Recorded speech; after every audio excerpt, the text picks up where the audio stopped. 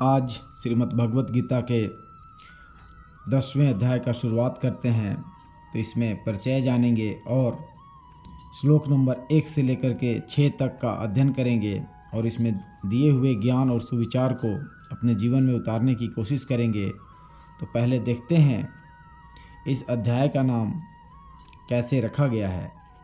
इस अध्याय में प्रधान रूप से भगवान की विभूतियों का ही वर्णन है, इसीलिए इस अध्याय का नाम विभूति योग रखा गया है। अब इस अध्याय को संक्षेप में जानते हैं।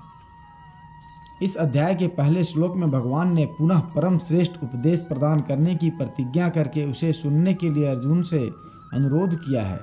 दूसरे और तीसरे योग शब्द वाच्य अपने प्रभाव का वर्णन करके उसके जानने का फल बतलाया है। चौथे से छठे तक विभूतियों का संक्षेप में वर्णन करके सातवें में अपनी विभूति और योग को तत्व से जानने का फल बतलाया है।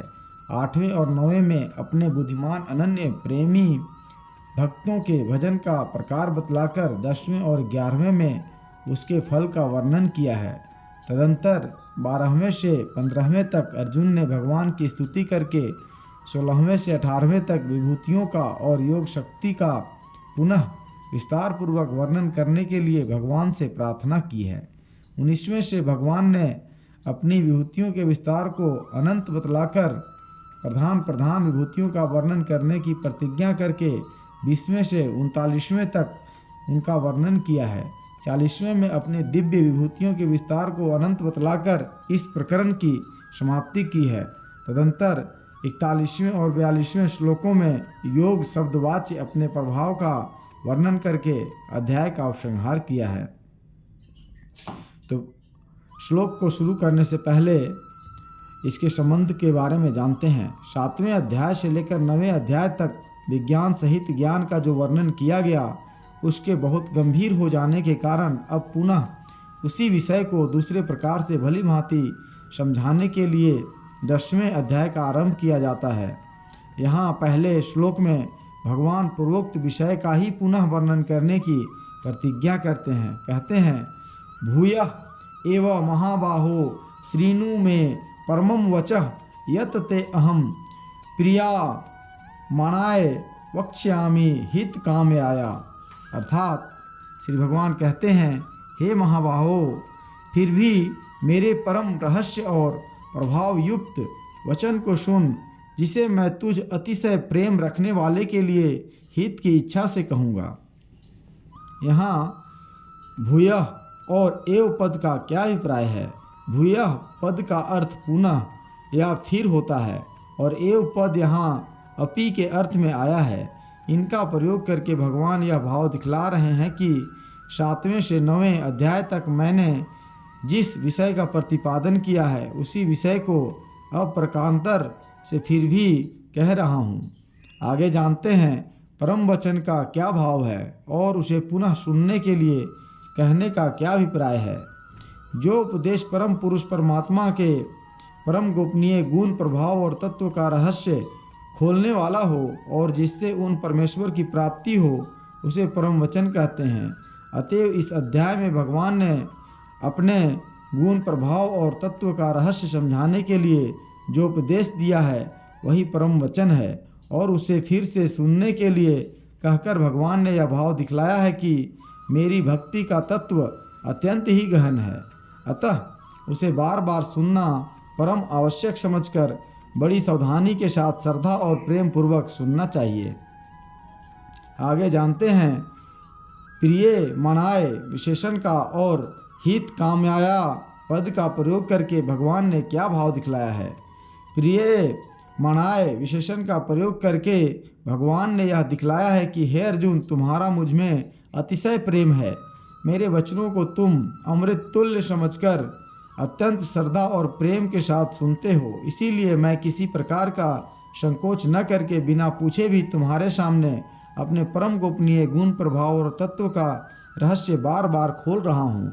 यह तुम्हारे प्रेम का ही फल है तथा हित कामयाया पद के प्रयोग से यह भाव दिखलाया है कि तुम्हारे प्रेम ने मेरे स्वभाव में तुम्हारी हित कामना भर रखी है। इसलिए मैं जो कुछ भी कह रहा हूँ स्वाभाविक ही वे ही बातें कह रहा हूँ, जो केवल तुम्हारे हित ही हित में भरी है। अब आगे देखते हैं दूसरे श्लोक में क्या दिया हुआ है। पहले श्लोक में भगवान ने जिस विषय पर कहने की प्रतिज्ञा की है उसका वर्णन आरंभ करते हुए वे पहले 5 श्लोकों में योग शब्द वाच्य प्रभाव का और अपनी विभूति का संक्षिप्त वर्णन करते हैं। कहते हैं, न मे विदो सुरगणा परवम न महर्षया अहम आदि ही देवानाम महर्षिनाम च सर्वस। अर्थात मेरी उत्पत्ति को अर्थात लीला से प्रकट होने को न देवता लोग जानते हैं और न महर्षि जन ही जानते हैं, क्योंकि मैं सब प्रकार से देवताओं का और महर्षियों का भी आदि कारण हूँ।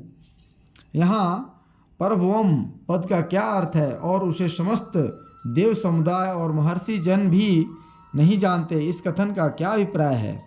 भगवान का अपने अतुलनीय प्रभाव से जगत का सृजन, पालन और संहार करने के लिए ब्रह्मा, विष्णु और रुद्र के रूप में दुष्टों के विनाश, भक्तों के परित्राण, धर्म के संस्थापन तथा नाना प्रकार की विचित्र लीलाओं के द्वारा जगत के प्राणियों के उद्धार के लिए श्री राम, श्री कृष्ण, श्री मत्स्य, श्री कच्छप आदि दिव्य अवतारों के रूप में भक्तों को दर्शन देकर उन्हें कृतार्थ करने के लिए उनके इच्छा अनुरूप नाना रूपों में तथा लीला वैचित्र्य की अनंत धारा प्रवाहित करने के लिए समस्त विश्व के रूप में जो प्रकट होना है उसी का वाचक यहाँ परभोम पद है। उसे देव समुदाय और महर्षि लोग नहीं जानते। इस कथन से भगवान ने यह भाव दिखलाया है कि मैं किस किस समय किन किन रूपों में किन किन हेतुओं से किस प्रकार प्रकट होता हूँ। इसके रहस्य को साधारण मनुष्यों की तो बात ही क्या है, अतीन्द्रिय विषयों को समझने में समर्थ देवता और महर्षि लोग भी यथार्थ रूप से नहीं जानते। आगे जानते हैं यहाँ सुरगणः पद किनका वाचक है और महर्ष्य से किन किन महर्षियों का समझना चाहिए। सुरगणः पद 11 रुद्र, 8 वसु, 12 आदित्य, प्रजापति, 49 मरुदगण, अश्विनी कुमार और इंद्र आदि जितने भी शास्त्रीय देवताओं के समुदाय हैं उन सब का वाचक है। तथा महर्ष्य पद से यहाँ सप्त महर्षियों को समझना चाहिए। आगे जानते हैं देवताओं का और महर्षियों का मैं सब प्रकार से आदि हूँ, इस कथन का यहाँ क्या अभिप्राय है। इस कथन से भगवान ने यह भाव दिखलाया है कि जिन देवता और महर्षियों से इस सारे जगत की उत्पत्ति हुई है वे सब मुझसे ही उत्पन्न हुए हैं।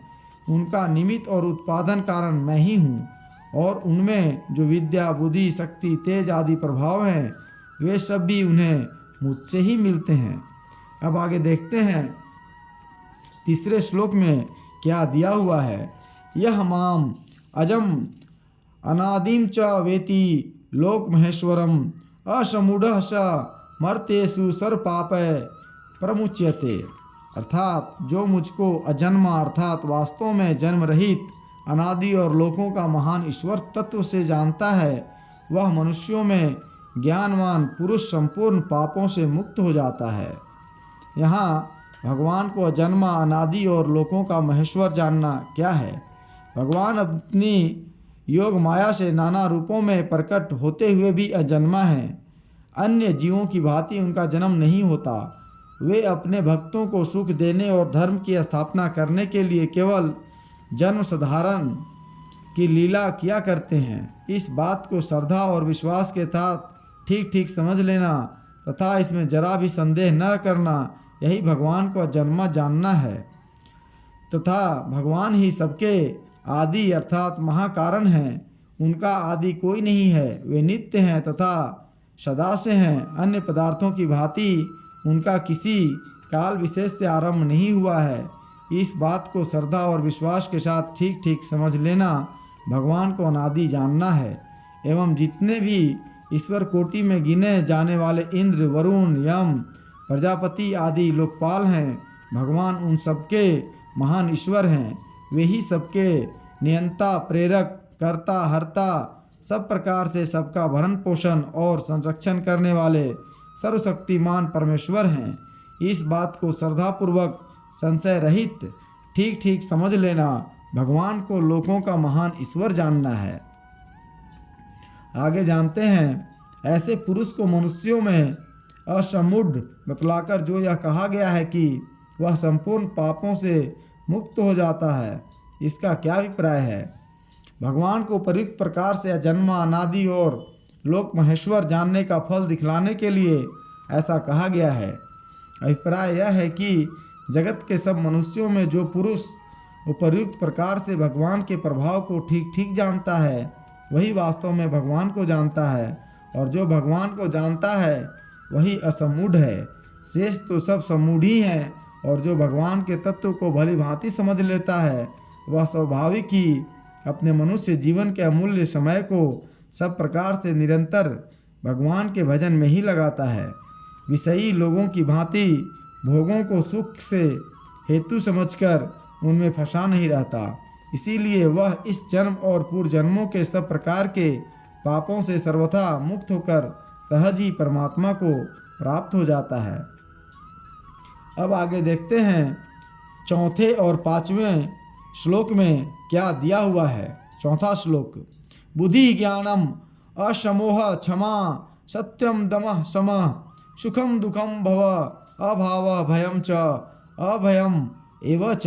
पांचवा श्लोक, अहिंसा समता तुष्टि तपः दानम यशः अयशः भवन्ति भाव भूतानां मतः एव पृथ्वी अविधा। अर्थात निश्चय करने की शक्ति, यथार्थ ज्ञान, असमूढ़ता, क्षमा, सत्य, इंद्रियों का वश में करना, मन का निग्रह तथा सुख दुख, उत्पत्ति प्रलय और भय अभय तथा हिंसा, अहिंसा, समता, संतोष, तप, दान, कीर्ति और अपकीर्ति, ऐसे ये प्राणियों के नाना प्रकार के भाव मुझसे ही होते हैं। यहाँ बुद्धि, ज्ञान और असमोह ये तीनों शब्द भिन्न भिन्न किन भावों के वाचक हैं? कर्तव्य, अकर्तव्य, ग्राह्य, अग्राह्य और भले बुरे आदि का निर्णय करके निश्चय करने वाली जो वृत्ति है उसे बुद्धि कहते हैं। किसी भी पदार्थ को यथार्थ जान लेना ज्ञान है। यहाँ ज्ञान शब्द साधारण ज्ञान से लेकर भगवान के स्वरूप ज्ञान तक सभी प्रकार के ज्ञान का वाचक है। भोगासक्त मनुष्यों को नित्य और सुखप्रद प्रतीत होने वाले समस्त सांसारिक भोगों को अनित्य, क्षणिक और दुख मूलक समझकर उनमें मोहित न होना, यही असमोह है। आगे जानते हैं क्षमा और सत्य किसके वाचक हैं? बुरा चाहना, बुरा करना, धन आदि हर लेना, अपमान करना, आघात पहुंचाना, कड़ी जवान कहना या गाली देना, निंदा या चुगली करना, आग लगाना, विष देना, मार डालना और प्रत्यक्ष या अप्रत्यक्ष में क्षति पहुंचाना आदि जितने भी अपराध हैं, इनमें से एक या अधिक किसी प्रकार का भी अपराध करने वाला कोई भी प्राणी क्यों न हो, अपने में बदला लेने का पूरा सामर्थ्य रहने पर भी उससे उस अपराध का किसी प्रकार भी बदला लेने की इच्छा का सर्वथा त्याग कर देना और उस अपराध के कारण उसे इस लोक या परलोक में कोई भी दंड न मिले, ऐसा भाव होना क्षमा है।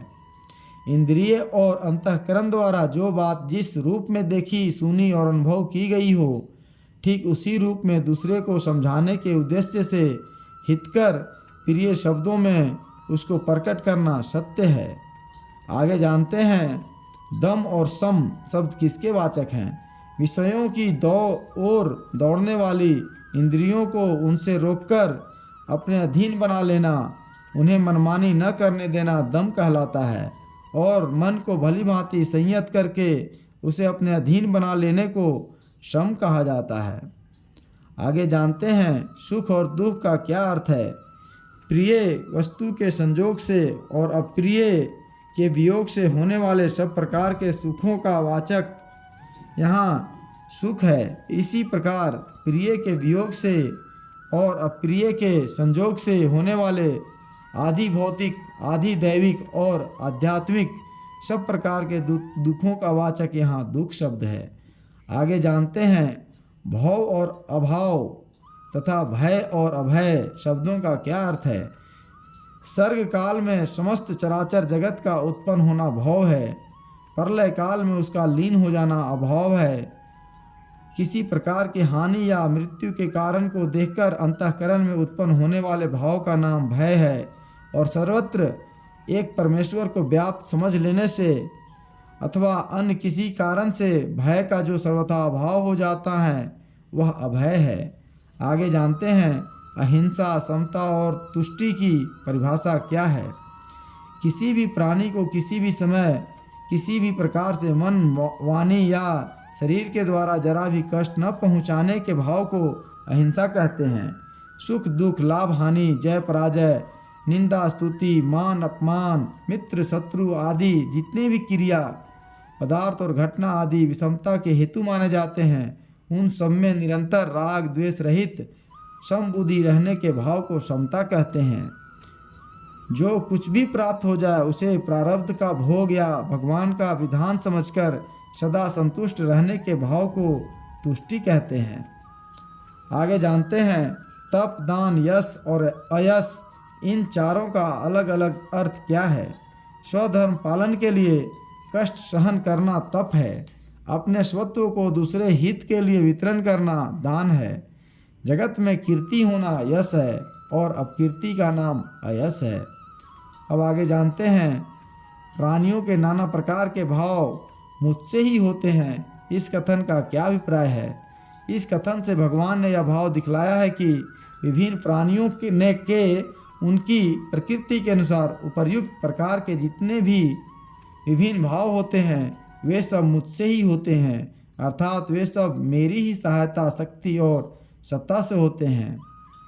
अब आगे देखते हैं यहाँ इन दो श्लोकों में सुख, भव, अभय और यश इन चार ही भावों के विरोधी भाव दुख, अभाव, भय और अपयश का वर्णन किया गया है। क्षमा, सत्य, दम और अहिंसा आदि भावों के विरोधी भावों का वर्णन क्यों नहीं किया गया।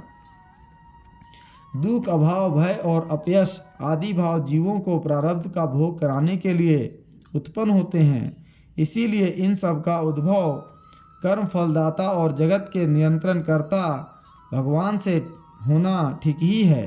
परंतु क्षमा, सत्य, दम और अहिंसा आदि के विरोधी क्रोध, असत्य, इंद्रियों का दासत्व और हिंसा आदि दुर्गुण और दुराचार भगवान से नहीं उत्पन्न होते, वरम गीता में ही दूसरे स्थानों में इन दुर्गुण दुराचारों की उत्पत्ति का मूल कारण अज्ञान जनित काम बतलाया गया है और इन्हें मूल सहित त्याग देने की प्रेरणा की गई है। इसलिए सत्य आदि सद्गुण और सदाचारों के विरोधी भावों का वर्णन यहाँ नहीं किया गया है। अब आगे देखते हैं छठे श्लोक में क्या दिया हुआ है। महर्षयः सप्त पूर्वे चत्वारः मनवः तथा मद्भावाः मानसाः जाता येषां लोके इमाः प्रजा। अर्थात 7 महर्षिजन, 4 उनसे भी पूर्व में होने वाले शनक आदि तथा स्वयंभू आदि 14 मनु ये मुझ में भाव वाले सब के सब मेरे संकल्प से उत्पन्न हुए हैं, जिनकी संसार में यह संपूर्ण प्रजा है। यहाँ सप्त महर्षियों के क्या लक्षण हैं और वे कौन कौन हैं। सप्त ऋषियों के लक्षण बतलाते हुए कहा गया है एतान भवान ध्याना ये चैत ऋषियो मता सप्तैते सप्त भिश्चैव गुणः सप्तर्ष्य स्मृता दीर्घायुषो मंत्रकृत ईश्वरा दिव्य चक्षुषा वृद्धा प्रत्यक्ष धर्माणो गोत्र प्रवर्त काश्चय। तथा देव ऋषियों के इन भावों का जो अध्ययन करने वाले हैं वे ऋषि माने गए हैं।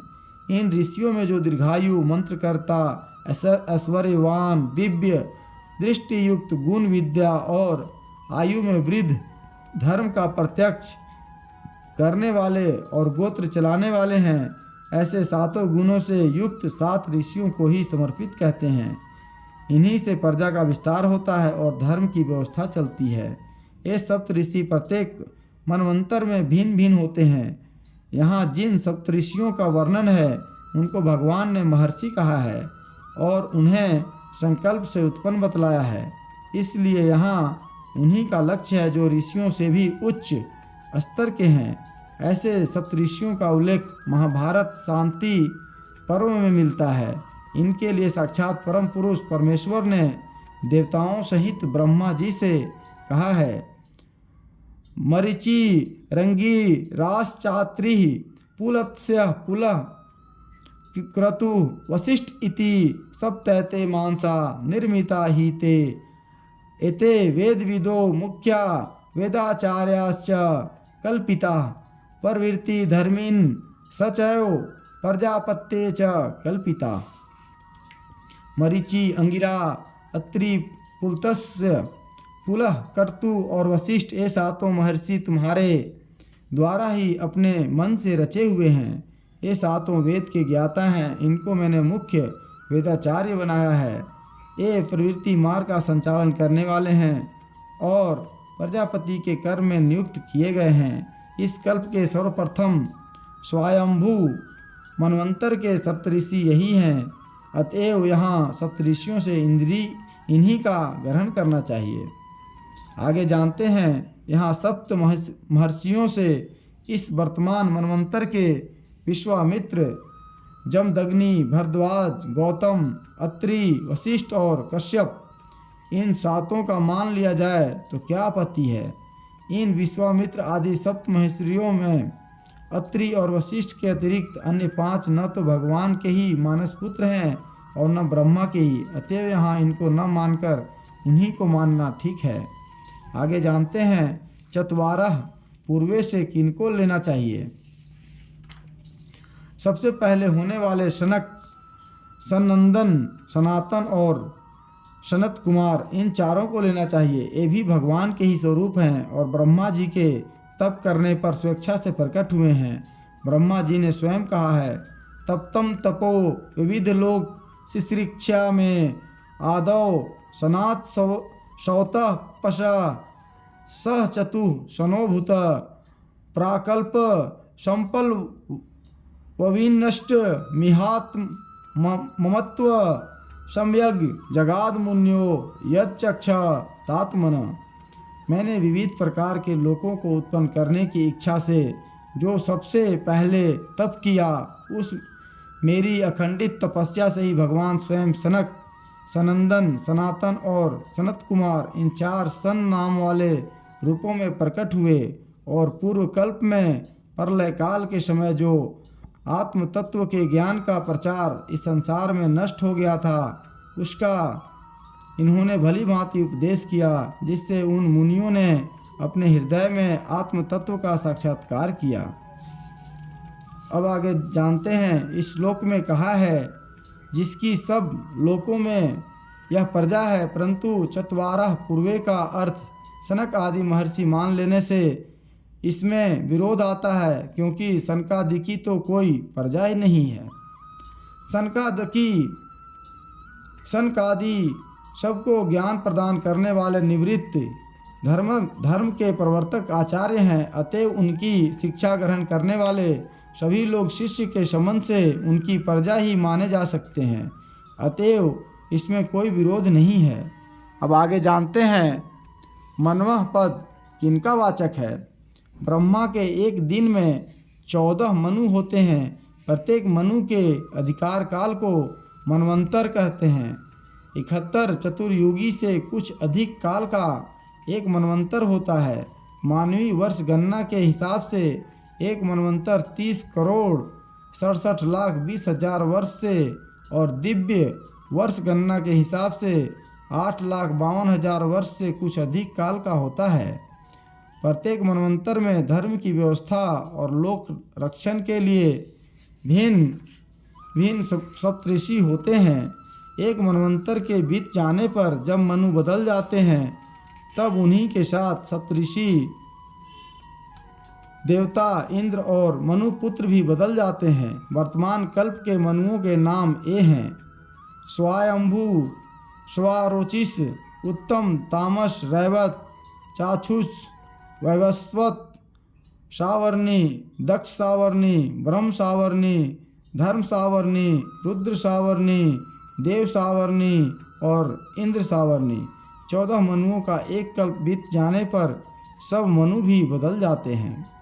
अब आगे जानते हैं इन सप्त महर्षि आदि के साथ मद्भावा विशेषण देने का क्या अभिप्राय है। ये सभी भगवान में श्रद्धा और प्रेम रखने वाले हैं। यही भाव दिखलाने के लिए इनके लिए मद्भावा यह विशेषण दिया गया है। आगे जानते हैं सप्तऋषियों की और सनकादि की उत्पत्ति तो ब्रह्मा जी के मन से ही मानी गई है। यहाँ भगवान ने उनको अपने मन से उत्पन्न कैसे कहा। इनकी जो ब्रह्मा जी से उत्पत्ति होती है वह वस्तुतः भगवान से ही होती है, क्योंकि स्वयं भगवान ही जगत की रचना के लिए ब्रह्मा का रूप धारण करते हैं। अतएव ब्रह्मा के मन से उत्पन्न होने वाले को भगवान अपने मन से उत्पन्न होने वाले कहें तो इसमें भी कोई विरोध की बात नहीं है। इस प्रकार 6ठा श्लोक समाप्त हुआ।